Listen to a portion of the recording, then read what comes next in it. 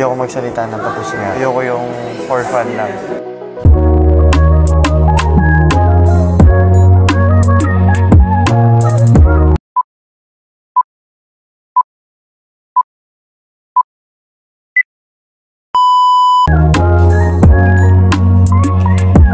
Sa update ng Pinoy Big Brother, nag-aaminan na nga ba ng totoong naramdaman sina Riv at Ashley. May short video clip ako nakuha kung saan sinabi ni Riv kay Ashley na ayaw niyang magsalita ng patapos dahil ayaw niya na for fun lang. Hindi man tapos ang video na yon, pero may konklusyon na ang mga netizens na parang inamin na daw ni Riv yung totoong naramdaman niya kay Ashley. Marami naman sa mga netizens ang natuwa dahil okay naman daw kung ang dalawa ang mag-love team.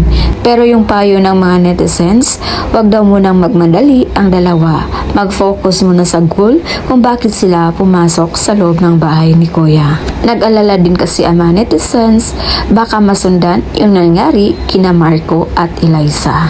Parang nadala na kasi ang mga netizens sa nangyari kina Eliza at Marco. Nang dahil sa love team na yan or pag-aamin na ng kanilang mga feelings, nagkakaroon sila ng maraming bashers. Dahil ito kasi yung way na makapaghanap ng butas ang mga bashers para makapang-bash sa mga housemates. Lalo pa pag hindi sila buto sa isang housemates para sa housemates na yon.